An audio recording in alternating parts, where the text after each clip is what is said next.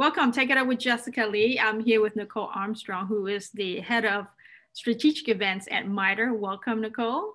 Thank you, Jessica. It's nice to be here. Thanks for having me. I'm very interested in talking with you because you guys are a not-for-profit organization with over 8,000 employees doing a lot of research for government agencies. And the work you do is so important. So tell us a bit more. I think a lot of people might not know what MITRE does. Thanks, Jessica. MITRE is out there in the world solving problems for a safer world. And we're doing this through federally funded research and development centers.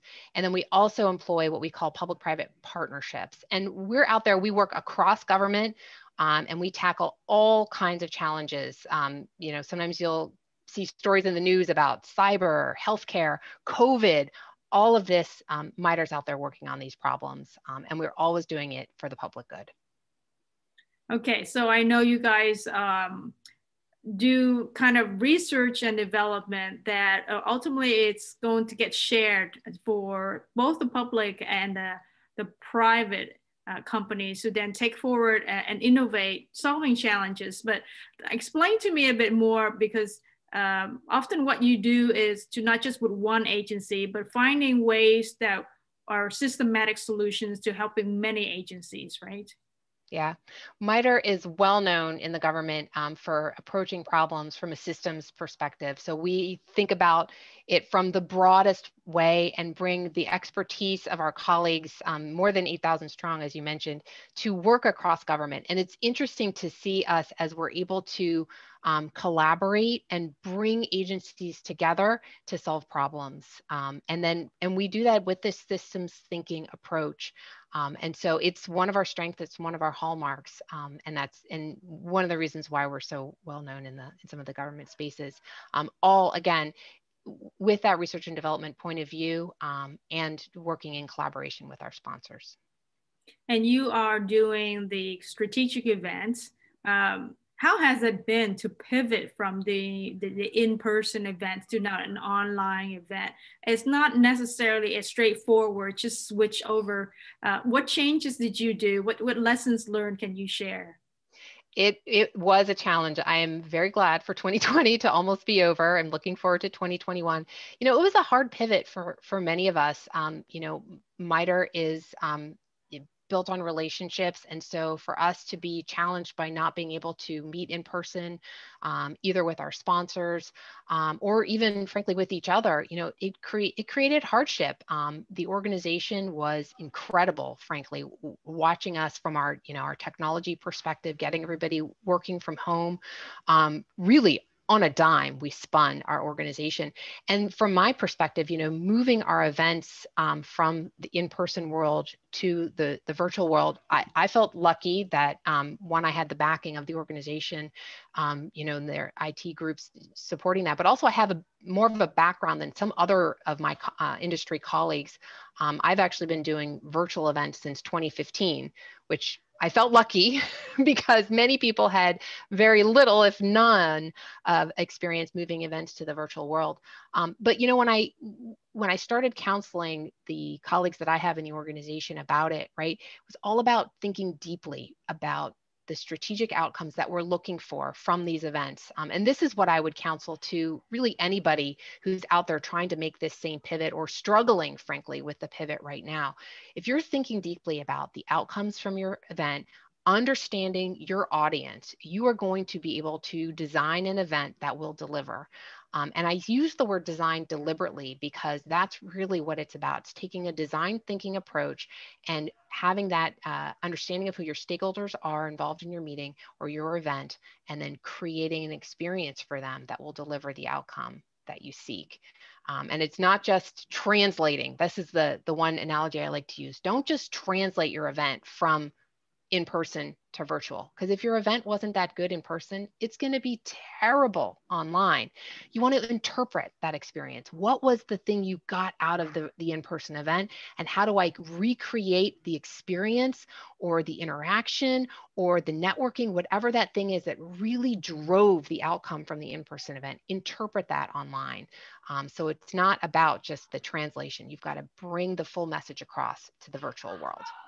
Yeah, I think a lot of people are doing the webinar, showing to a smaller group, maybe 40, 50 people. So bring in the experts to talk about the new rule and how is that going to impact. And during that educational conversation is when it opens up doors for business conversations.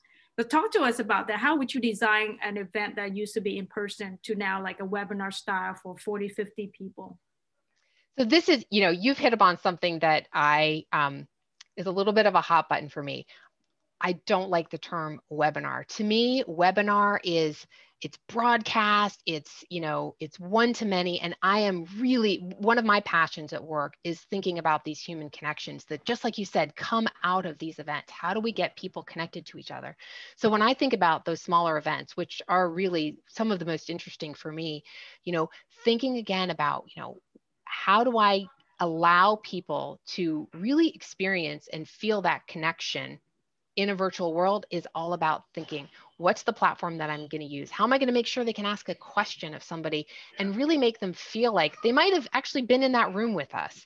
And so this comes down to, again, this idea of how are you curating that audience? How are you then delivering those invitations to them so they feel like this is something special, deliberately designed for them? And then once you get them in that setting, making sure they have that experience, right? And it's sometimes it's big choices like what platform to use, but sometimes it's small choices like how do I greet them and make them feel welcome in a virtual setting the same way I would have if they'd walked into my conference room at a hotel or my business setting. And the same way when you leave, right? How does it feel when you leave a meeting? And so these are some of the things that when you experience an event online, those are the parts that you might almost feel like are missing, because it's the pieces that aren't getting the same level of thought that we would have given them if they'd been in person. So those are a few tips, and also thinking really hard about driving that audience engagement. What does it mean if I'm going to open up a Q&A? How am I going to manage those questions? How do I really get to the heart of making a person feel like they're not just an audience member, but they're there, and this event has been designed for them, and they can feel that when we're either interacting with them, when that host or moderator is engaging with them with the question that they have, or frankly that high level VIP speaker or presenter is answering their question to them. So yeah, I think polling is it's a way to engage. absolutely. Being able to whiteboard instead of just talking all the time, right? A little bit more interactive. Yep. Some of the techniques, a Q&A session. Absolutely. Having customers talk instead of you talking, and more credibility. These are Yep. some of the interesting techniques. What are Yep. some of the other new ways that you're thinking of using, like innovating beyond what I just said? Yeah. So one thing that I bring to my thinking about this problem, because it is a problem, right? And it's not like there's one solution. There's so many ways to attack it, is I look at it from the perspective of conversation and what is the technique? And I think about it from a couple perspectives. You've got your tools, you've got your techniques, and you've got your capabilities. So what are the tools that I might use to really enable that conversation, either between my audience and my content delivery team, presenters, keynotes, all those different pieces, or frankly, the audience with each other. One of the most successful techniques we've had recently is generating conversations between audience members. So, and you mentioned a couple of them, right? You can do that through a Q&A, you can do that through chat, you can do that through whiteboarding, brainstorming, but even just opening up space. And breakout rooms is another way to do it, where you have a facilitator enabling people just to get to know each other.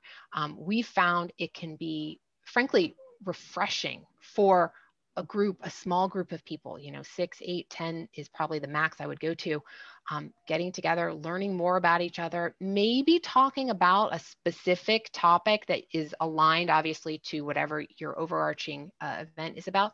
So Nicole, I know you talked about new ways of engaging, like networking. Peer-to-peer sharing knowledge is very popular and it's definitely a big plus. But what are some other techniques that might be of interest to think about?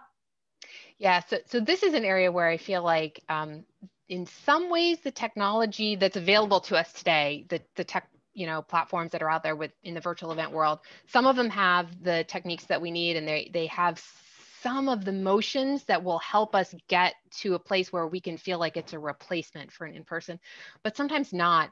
And I think one of the things that I look to when either thinking about this problem or looking for the tools that will help me solve those problems is to consider the consumer models that are out there today. And the example I like to give is when I think about online dating, right? Like it's not that different from networking. I got to meet new people. I want to learn a little bit about them really fast so we can see if there's a connection, and then we can take it further if we need to.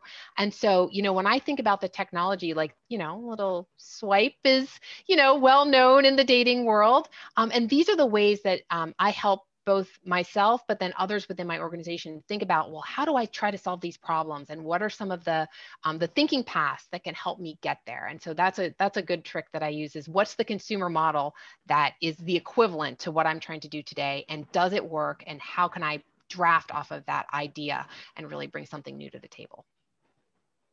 Wonderful. I agree. That's really innovative. I've never thought about that, but you're right. The networking and using the technology of swiping as a way to engage. Yeah. So thank you so much for being on the show to talk about what you're thinking as far as innovating for events engagement and also explaining what MITRE does to the world. Yeah, I appreciate it. Thank you so much for having me, Jessica. Thank you. There you have it. Check it out with Jessica Lee, Nicole Armstrong from MITRE.